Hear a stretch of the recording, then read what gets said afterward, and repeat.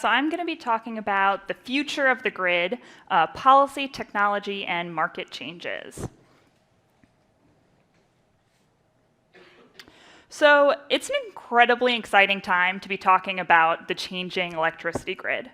And so as there's a huge amount of change going on as we try to do this transition from all of this 20th century aging infrastructure to try and meet our 21st century demands. And so obviously this type of change is going to create conflict. People are not going to agree about which way to go forward. And so some places, like cities, states, counties, they've made 100% renewable energy goals. And these are really trying to get at these sustainability and climate change issues. There's other places like Puerto Rico, the Carolinas just recently, where they're really focused on resiliency and just trying to figure out how can we keep the lights on in the face of all these increased extreme weather events. And then there's the utilities. The utilities are just trying to figure out how they can keep operating, how their business model can stay relevant. And so the utility death spiral is something that comes up a lot in these conversations. And so the utility death spiral is basically the whole concept that as more and more people are adopting solar and storage and these types of distributed technologies, they're going to defect from the grid. And so then there's going to be less people who are getting electricity from their utility. And so then the utility doesn't have as many people to spread those costs across. So that's going to increase the cost of electricity coming from the utility. And more people are going to defect. And this is just going to go on until the utility just collapses into a death spiral. And so what I want to talk to you about is kind of what's going on with the grid today, what is driving some of these changes, and how are we going to navigate this? So a big question here is going to be, we have what's going on today. I'm going to talk about one potential future. A spoiler alert, it's going to involve blockchain. But then the question that I'm really interested in is how do we navigate this? What types of analysis do we need for the regulators and the policymakers and the utilities who are the ones who are making these decisions and trying to figure out what should we invest in now and what's going to be relevant in the future? And then I want to leave you with a couple thoughts about how you fit in and where you might be able to participate in this. So generally, electricity is generated at these big power plants and gets shoved onto the transmission grid. And so the transmission grid is designed to be able to transport electricity over really long distances. And so because of that, it's at a really high voltage. And so it'll be at like 100, 700 kilovolts. And so then it goes through a transformer, and this steps down the voltage. And so when it gets closer to your house, it's actually steps down to be part of the distribution grid. And so the distribution grid is at a lower voltage. It's at like 10 kilovolts. And then when it gets even closer to your house, it actually gets stepped down to the 120 volts, which is what we actually use for our regular electricity. And so on this map of the transmission grid, you'll see that there's some gray and purple lines. Those are on the lower end of the voltage, so that's around 100 kilovolts. But then the red and the hot pink, that's on the higher end of the voltage, and so that's going to be around 300, 500 kilovolts. And so this system first started coming online in the 1880s. So the very first transmission line was installed in 1889 in Oregon. And so it was actually from the Willamette Falls in Oregon City, Oregon, to downtown Portland, Oregon. It was only 13 miles. And so by 1914, there were 55 transmission lines around the US. In 1936, we passed the Rural Electrification Act. And so that was to create these low-interest federal loans so that we could actually pay for distribution grids to be built in rural areas. And nowadays, that same law is actually being used for rural broadband. So it gives you a sense of how our ideas about basic needs have changed over time. And so the entire grid is interconnected, but it's also separated into three main parts. And so there's the Western interconnection, the Eastern interconnection, and the Texas interconnection. So Texas, yeah, you don't mess with Texas. And so these regions are managed separately, and within each region, we have several different balancing authorities. And so these balancing authorities are responsible for balancing the demand and supply in the electrical grid at every single moment. And so right now, we don't really have very much storage on the grid, which would make this a lot easier. And so operators have to be paying attention at every moment, forecasting what electricity usage is going to be in the future to make sure that the supply and demand are perfectly balanced in order to avoid a blackout scenario. But of course, this doesn't always work out the way we might hope. Blackouts are still a very frequent problem. And so, does anyone remember the Northeast blackout of 2003? It was a major, major blackout. It was also a really, really great example of a cascading failure. And so basically what happened is that it was a really hot August day, and heat makes transmission lines sag. And so a transmission line in Ohio touched a tree, and it caused the current to briefly increase.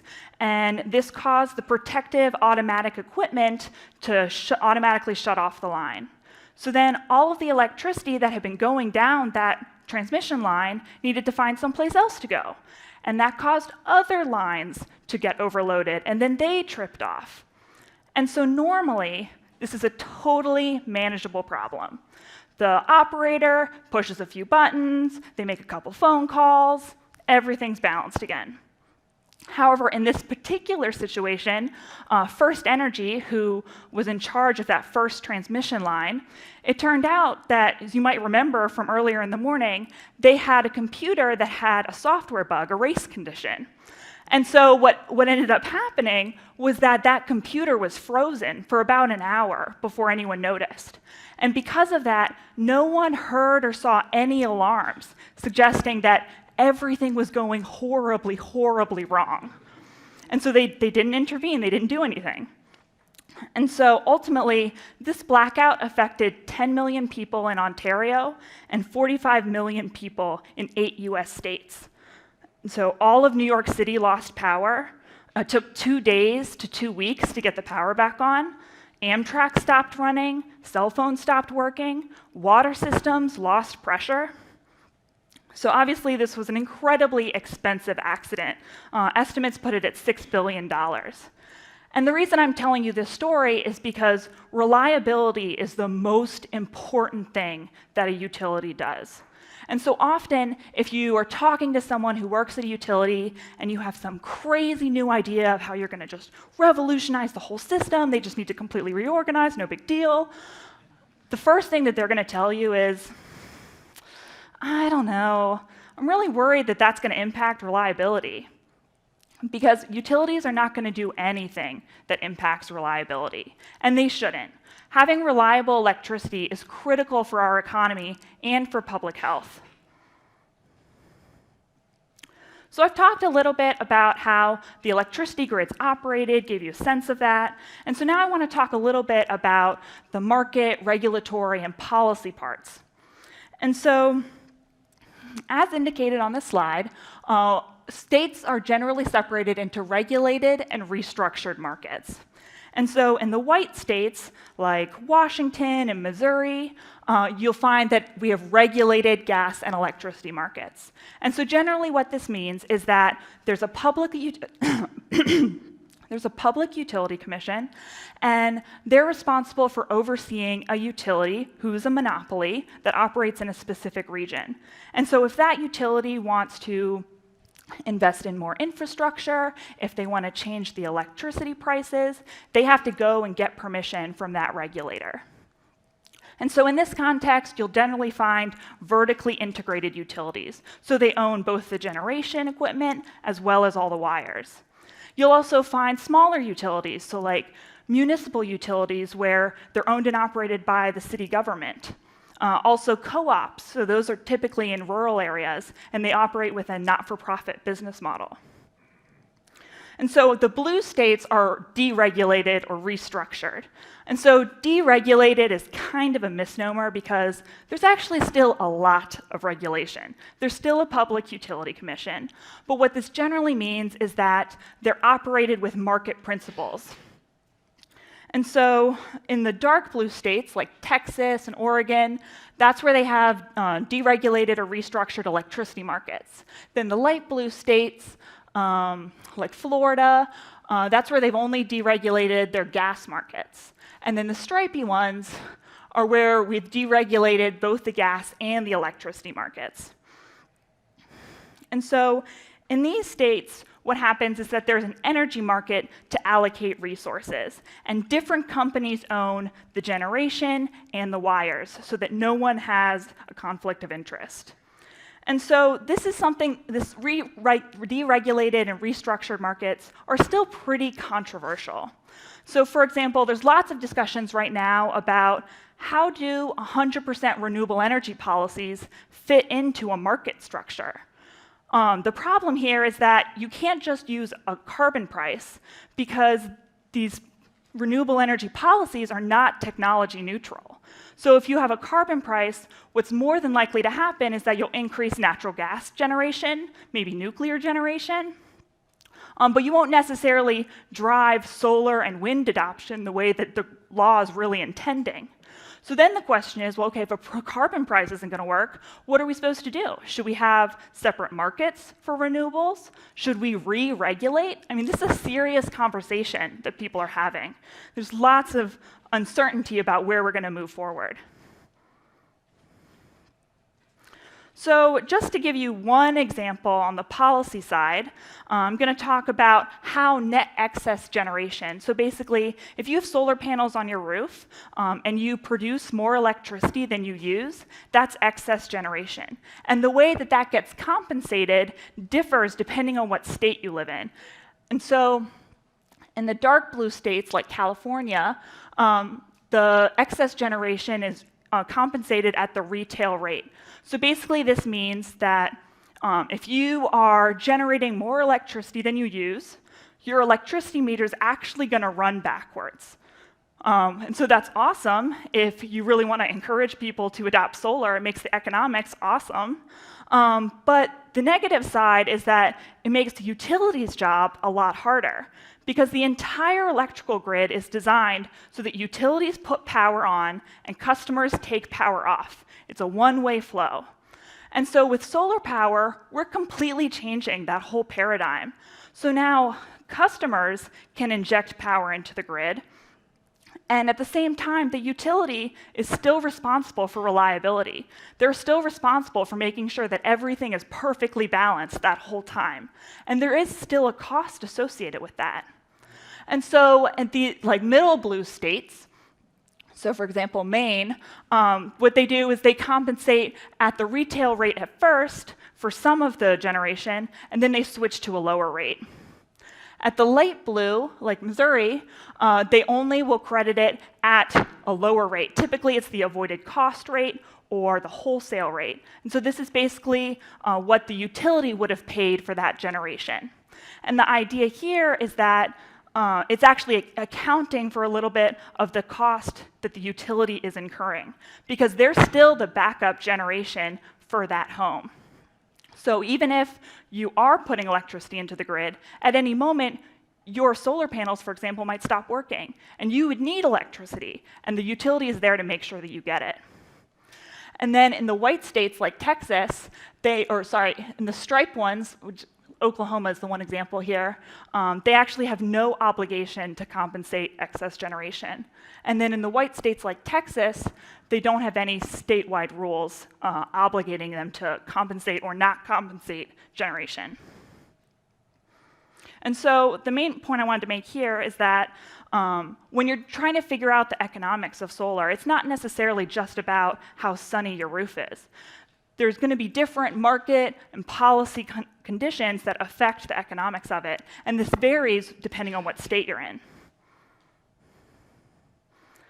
And so I've talked a little bit about how the electricity is operated today and how there's this really complex interplay between the technology, the market, the regulatory environment, and policy. However, I also mentioned that everything's changing. And so there's 3 trends that are really shifting the industry. So that's decentralization, electrification, and digitalization. So I'm going to go into a little bit more detail about each of these. So decentralization, the whole idea is that we're shifting from this really centralized system where you have these big power plants that are distributing all the electricity to a decentralized system where anyone can go and buy some solar panels and be injecting power into the grid. And so the main technologies that are involved here are distributed generation, so typically solar panels, distributed storage, but then also using less electricity matters here. So negawatts is typically the term of phrase.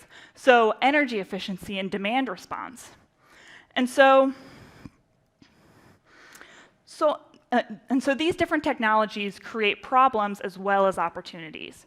So for example, with solar panels, one of the complaints that utilities often have is that there's this thing called the duck curve. And so it's called a duck curve because people think it looks like a duck. So do you see the duck? Oops. Yeah, it looks like a duck. And so the idea here is that when you have this sharp drop in electricity usage, that's really hard for utilities to deal with. These big power plants like coal and nuclear, they can't change the electricity output that quickly. And so that's why there's been a big resurgence and why it's been really valuable to have a big resurgence in natural gas, because that has a much better ramping capability. And so that's why people get really excited about storage. And so storage has the potential to address the duck curve. And so storage, by being able to absorb some of that electricity, can flatten the peaks and valleys.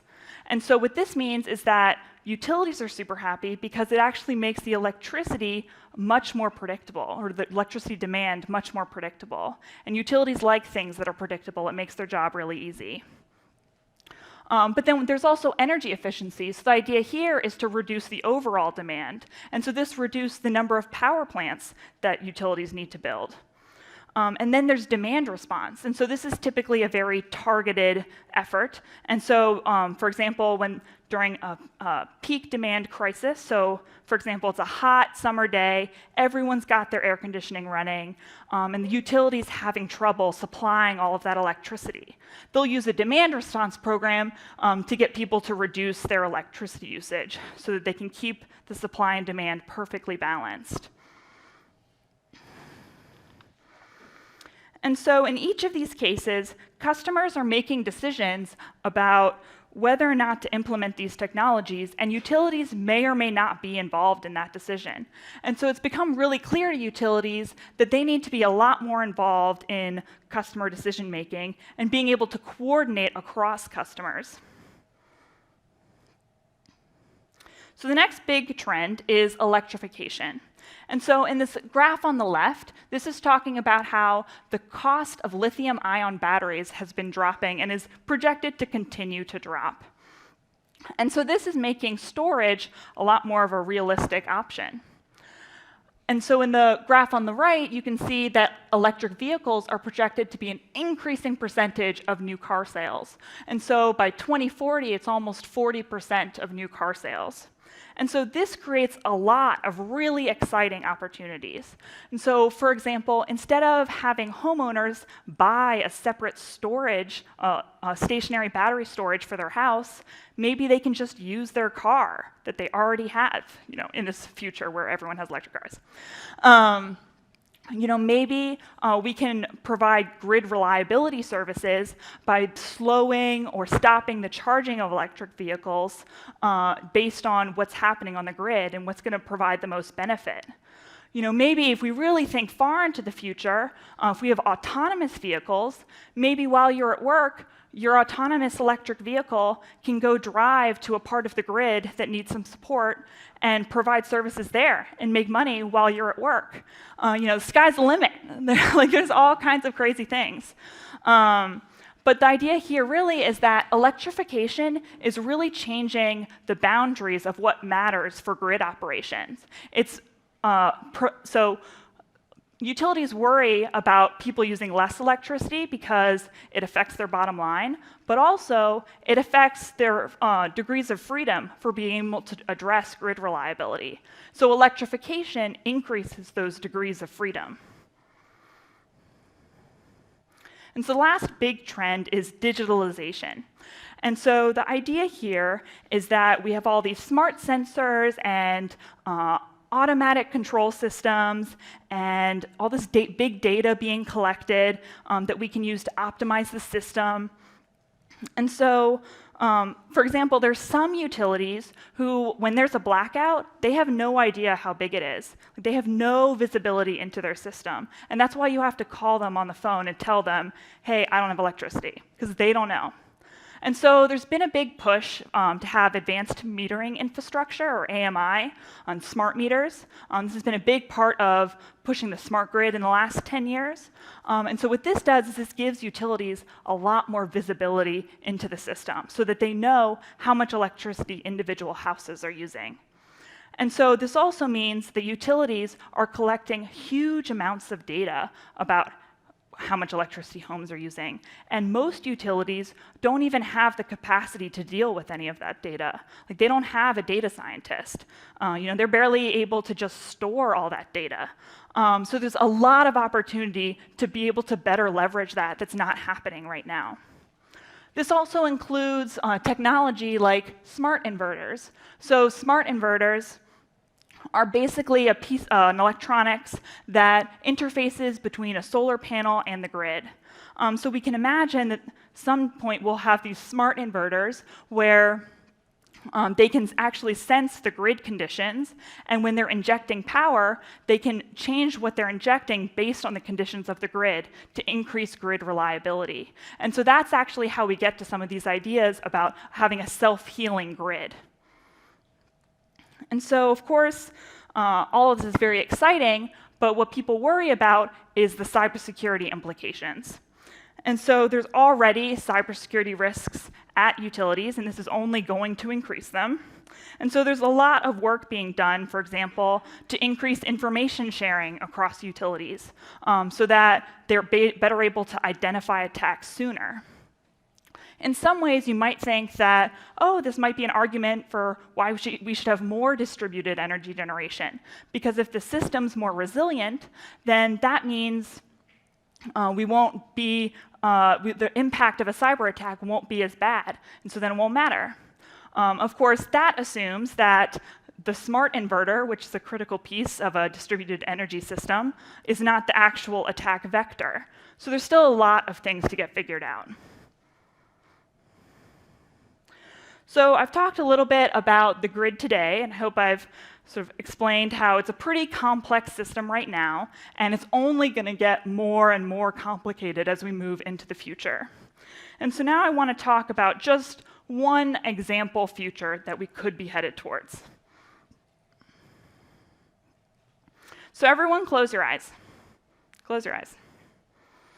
And so let's imagine a future where you just bought a house in a new up-and-coming neighborhood. The house already has solar panels and a built-in home energy management system, which you're well aware of because it made it one of the more desirable houses on the market, and you definitely paid a premium for it. You pull your electric car into the garage, and it starts wirelessly charging based on your settings to minimize cost. You start plugging in all of your Internet of Things devices. Of course, they won't talk to the home energy management system right away. You didn't die and go to heaven. This is the real world. You spend a couple hours debugging it, and now the management system can control your fridge, your air conditioner, your dryer, a couple other appliances based on the real-time price signals coming from the grid. You check your mail, and you have a welcome to the neighborhood blockchain letter. That's right, you're cool. You have a neighborhood microgrid with a peer-to-peer market. So you can open your eyes. So let's explore that a little bit. Like, what does that mean to have a neighborhood blockchain? And so decentralization, electrification, and digitalization aren't just changing the technology of the grid. It's also forcing people to completely rethink how the market and policy environment is. And so one of the more interesting departures is these blockchain-based microgrids, or more broadly, we can think of them as local energy markets. And so the idea here is that there are consumers who are homes without any generation, and then there's prosumers who are consumers who are producing electricity. And there's some sort of market mechanism that manages the flow of information about energy transactions as well as the financial transactions. And so there's a lot of interest in the potential of blockchain to be that market mechanism. The idea is that this could reduce the administrative cost of transacting at this scale, assuming we get a couple minor issues like the computational cost of blockchain figured out. But that hasn't stopped people from using it. And so just in case you're like the one person who doesn't know what blockchain is, I'm going to do a quick review. So the idea is that there's a participant who is in the network and they want to request a transaction of some sort. And so that request is broadcast to the other computers in the network, and then each computer has to independently validate or authenticate that the request is valid. Then once it gets verified, you can produce a new block of data. That data is added, that block is added to the blockchain permanently, and you've done it. And so, is anyone here from Brooklyn? Have you heard of the Brooklyn microgrid? Okay, it's not totally surprising, I guess. I don't have any special insider information about the Brooklyn microgrid, but my understanding is that's a pretty small project. It's run out of the LO3 Energy. They're a startup. And so my understanding is that there's only a couple people who are transacting on it. They have these big ambitions to do real-time pricing. They haven't quite gotten there yet. But it's kind of exciting that people in the US, not just in Europe, are actually testing using blockchain for a local energy market on a microgrid here. And so generally the idea is that you have to separate the virtual and physical layers. And so the virtual layer is the blockchain part. So all of the market and pricing information is added to the blockchain on one block at a time and transmitted to all of the other homes on the network. However, in order for this to work, you need to also be able to transfer the electricity. You cannot transfer electricity with blockchain. So for this part, just to be clear, and so for this part, they actually have to take advantage of the distribution network. And so in this case, they're working with their local utility, ComEd, and ComEd is facilitating this transaction because they're the ones who actually own the wires. And so what this means is that if you're trying to buy renewable energy from the neighborhood blockchain in the Brooklyn microgrid, you're not guaranteed to get electrons that came from solar panels. That's not how the grid works. You can't control where the electrons go. So what you're really paying for is for someone to generate electricity from a solar panel and put that onto the grid. And then you take electricity at that same time. And so as more and more homes get solar power in your microgrid, the probability of the electrons you personally receive being from solar power increases. So over time, you'll get there, but there's no guarantee. And so how exactly does this transaction work? So the idea is that you have consumers who are indicated by a C. Those are the people who need to buy electricity. And then you have the prosumers, who are designated by a P, and they're the ones who are producing electricity. And so typically you'd have an automatic system that does this, but basically each consumer needs to put in an order for how much electricity they want to buy in the next 15-minute interval, and then what's the maximum price that they're willing to pay. Then each prosumer needs to put in an order saying how much electricity they're willing to sell in the next 15-minute interval, and what's the minimum price that they're willing to accept. Then whoever said they were willing to pay the most for the electricity, they get their electricity needs allocated first. And so once they get their electricity needs, then you go to the next person, the next person, the next person, and then the last person who gets electricity allocated to them based on how much is available, that's the market clearing price. And so that's the price that everyone pays. And so this is actually really, really similar to how energy markets work at a regional scale in general. And so one of the main barriers here is that there's actually no legal or regulatory structure for this sort of hyperlocal transaction. And so this is one of the major things that the Brooklyn microgrid is really trying to figure out. Like, what should the rules be? Like, what license do they need? Like, whose permission do they need? They're really trying to figure out some of these questions. And so it's kind of exciting to see where this goes. So I encourage you to follow the Brooklyn microgrid, see where they go. But of course, not everything is super shiny and wonderful. There's definitely a lot of people who have some serious concerns about using blockchain for energy transactions. There's concerns about the electricity usage, the computational costs, that maybe this is going to wipe out the cost savings you get from the reduced transaction costs. Maybe this is going to be too complicated for your average consumer. There's concerns about security and privacy. You know, how much information do you want your neighbors to have about how much electricity you're using? What if a company had that information? Does that change things? So there's still a lot of open questions and technical questions that I'm very confident, people will sort out over time. And so a bigger question that's much harder to answer is this the best idea?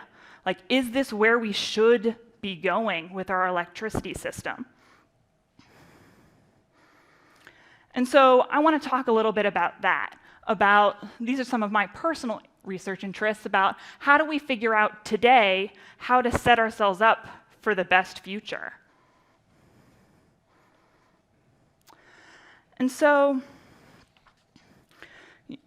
we've really only discussed one potential future in one regulatory and policy environment. And as you may recall, the rules are really different depending on what state you live in. And so depending on where you are, the rules about how the electricity grid's operated, who can participate, and how they participate are going to be really different. And so there's not going to be a one-size-fits-all solution. Not everyone is going to think a blockchain-based microgrid is right for me. And so, for example, like thinking about some of these equity questions, there might be people who can't afford the capital costs of these home energy management systems that they then also need to program. That's a lot of work, setting up all your settings and what you want it to do. They might want to just know what their electricity bill is going to be and not have to worry about any fluctuation from markets. So we need to make sure that low and middle income households in particular are able to engage in these futures and that we're not just setting it up for the elite. And so one proposal for how to think about these futures is from the national labs through the Department of Energy. And so this walk, jog, run model is set up to try and reduce risk. Because as I mentioned before, the most important thing in the electricity system is to make sure that it is super reliable. And so in that sort of system, it's really hard to deal with sudden change. This is not a model that's set up to do disruptive change. It's about having a slow evolution. So for example, right now, we're at stage 1. So we have really low distributed energy adoption. We have aging infrastructure. We're still just trying to get reliability and resilience and efficiency in place. But eventually, we'll get to stage 2. And at that point, we're jogging. And so the idea here is that we're going to have a little bit more distributed energy resources adoption. And at that point, we're really going to have to rethink how the distribution grid works entirely. So right now, the distribution grid's really focused on just delivering power. It's one job, deliver power. But we really are going to need to think of it as a platform, as something that's providing grid services and ensuring that electricity is reliable and dealing with all of these injections of power at different points in the network. And then eventually, even later, we're going to get to stage 3, where we're running. And the idea here is that we'll have really high distributed energy adoption, and that's when we're going to see really different utility business models. We're going to see more local energy markets. It's going to be a really different world. And the idea here is that this type of transition gives us time to get a new status quo at each step. And this is what's going to make sure that we maintain reliability in the system. So I want to take a step back and sort of talk about how I approach these types of things. And so my academic training is really focused on being able to quantify the human part of complex problems. And so I assume that for any complex problem, there's going to be human, organizational, and technical components to both the problem as well as the solution. And so the main way that I address this is using decision science. And any decision science project is going to really be focused on one or more of these three questions. So how should people make decisions? You do normative analysis. How do people make decisions with descriptive research? And then how can we help people make better descriptions? And this is really looking at prescriptive interventions and things like randomized controlled trials, which I'm going to talk about a lot right now. And so as we go down this path, what I'm arguing is that we don't do a very good job of making sure that we have an evidence-based strategy. We don't do a very good job of making sure that we're building a body of evidence to make decisions based on. And so I would argue that the best way to build that body of evidence is with experiments. And I don't mean experiments as in try it and see if it works. I mean randomized control trials, and we should run them the way we run medical trials. And so this is kind of getting at one of those subtle differences between engineering and science. This isn't necessarily about testing it to see if it works. It's about building a body of evidence. And so I'm going to talk about two papers to really drive this point home on the importance of designing scientifically valid experiments at this intersection of technology and policy and markets. And so I'm going to be really focusing on consumer-facing experiments, because whenever you involve people, things are more complicated and therefore more interesting. So to take a step back, why are randomized controlled trials the gold standard?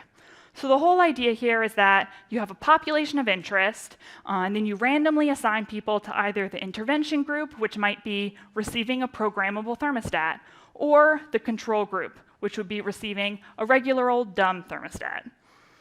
And so the idea is that you collect data and you measure outcomes, and at that point, you can test your hypothesis that people who got the programmable thermostats are going to use less electricity. And you can make a causal statement about the programmable thermostats because you randomly assign people into those two groups. So the whole idea is that any other reason for people to use electricity is going to be randomly distributed between these two groups. And so any change is going to just be because of the programmable thermostats. The other key piece here is the control group. And so it's possible that because of the economy or something like that, people are going to reduce their electricity usage anyway. And so you want to be able to account for that when you're trying to estimate the effect of the programmable thermostats. And so, maybe that sounds easy, but it's not. It's actually really complicated to run a really good randomized control trial. And so Alex Davis and colleagues at Carnegie Mellon University examined 32 publicly available pilots that estimated the effectiveness of 3 interventions to reduce residential electricity usage. And these included in-home displays, dynamic pricing, and automation like programmable thermostats. And so this was actually the research group that I was in when I was doing my PhD at Carnegie Mellon. And so there's 6 types of bias that we know about from medical trials that we need to watch out for in randomized controlled trials. And so basically, it gets down to really poor randomization. And so if you have people actively volunteering to participate in a particular experiment, it's biased. If they're assigned to an intervention or control group that's not completely random, it's biased. Even some things that might seem sort of random, like assigning people based on their birthday, not random. There might be something systematically different about people who are born in June rather than November. And so if people know that what the other conditions in the experiment are, it's also going to be biased. And so these are the types of issues that we really need to be thinking about when we're designing randomized control trials. And so Alex Davis and his colleagues looked at these 32 publicly available electricity pilots, and they found that most of them were biased, or they weren't documented well enough to even be able to tell if they were biased, which makes everyone pretty suspicious that they were biased. And so one of the worst ones was volunteer selection. And so in this case, 27 out of 32 of these studies used an opt-in design rather than an opt-out design. And so what this means is that they were only doing these experiments with people who volunteered and wanted to participate. And those are the people who are most likely to benefit from the intervention. And so what's going to happen is you're going to inflate your results.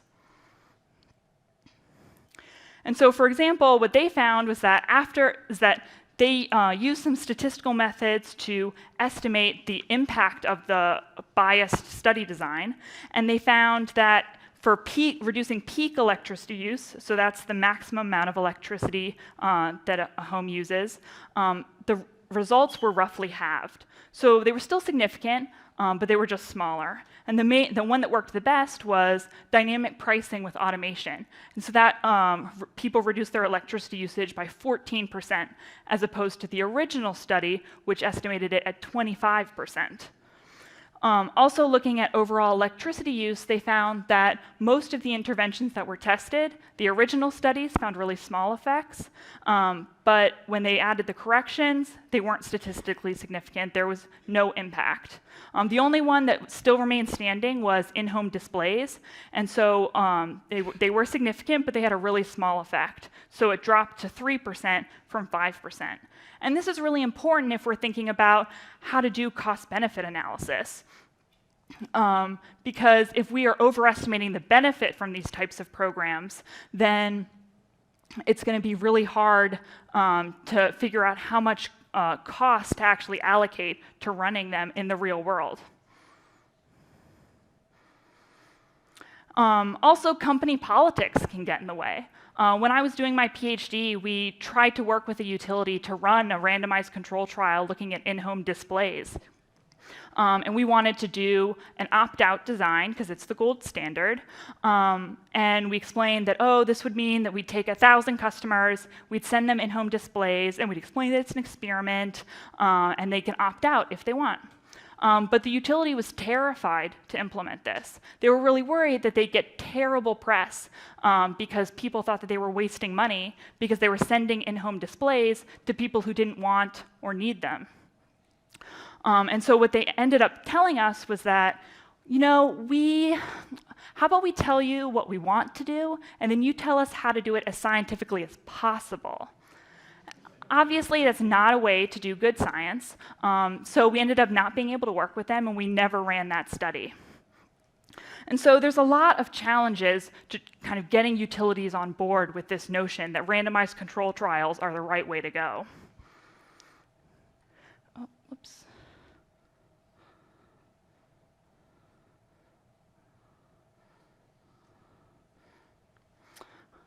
And so one of the challenges is even if you lay it out in this nice way where you explain that there's technology pilots and then eventually you evolve to demonstrations where you engage consumers, and I'll just point out that I'm not using the word pilots in this way. I'm using pilots for everything, and I'm not going to stop doing that because I showed you this slide. So one of the challenges is that sometimes the point of doing a pilot has nothing to do with science. In some cases, utilities are just trying to keep their public utility commission happy. They just want to look busy and avoid changing the status quo. They have no intention of learning anything with these pilots. In other cases, there's just a lot of confusion about who's responsible for deciding if it's good science or not. Like, is it the Public Utility Commission's job? Like, these are a bunch of lawyers. They don't necessarily know what's good science and what's not. And so there's a lot of challenges associated with making sure that utilities are actually engaging with the right kinds of experts when they're trying to make these decisions and build this body of evidence.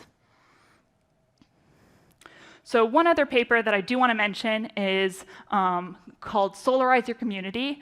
This is actually a public-facing report, which I think is awesome, and everyone should try and condense like 6 academic papers that they've written into a public-facing report that they can actually share with people. And so this is by Ken Gillingham at Yale and Brian Bollinger at Duke University.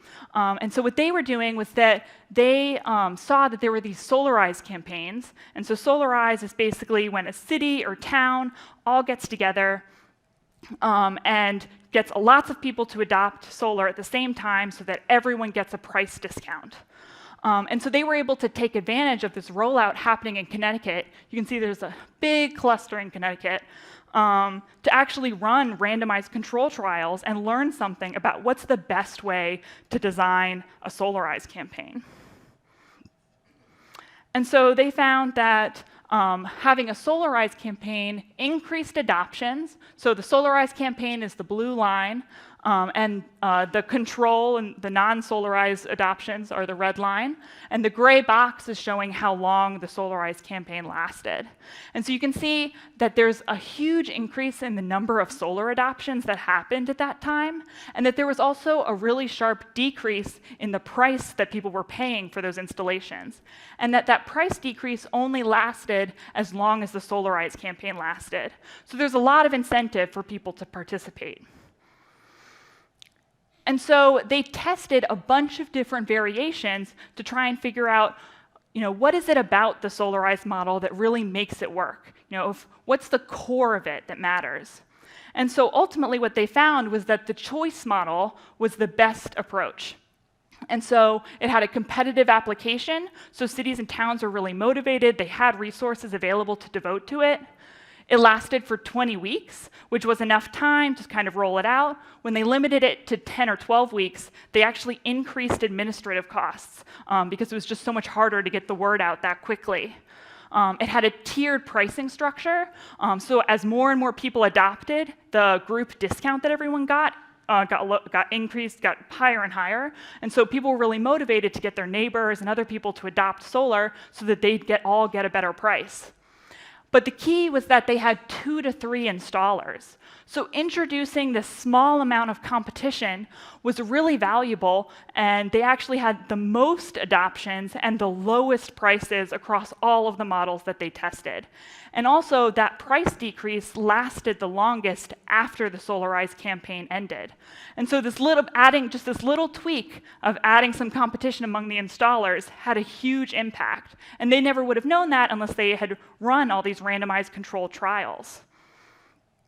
And so this has really gotten me thinking about, how can we do a better job of rolling out this information? So we run these randomized control trials, and then how do we make sure people actually get that information?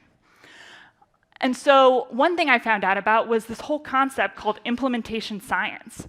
So it's something that's really mostly done in public health, and it's basically this whole body of research. They have a journal, they have a conference, to try and figure out what happens after you do the randomized control trial. Once you figure out the best way to do something, how do you get everyone to do that? How do you get all the doctors and all the hospitals to actually do that? And so I think that there's an analogy here to energy, that we need to think about how to do this for the electricity system. And so I'm just spitballing some ideas. I think that we can do research on regulator and utility decision making. It's something I'm interested in.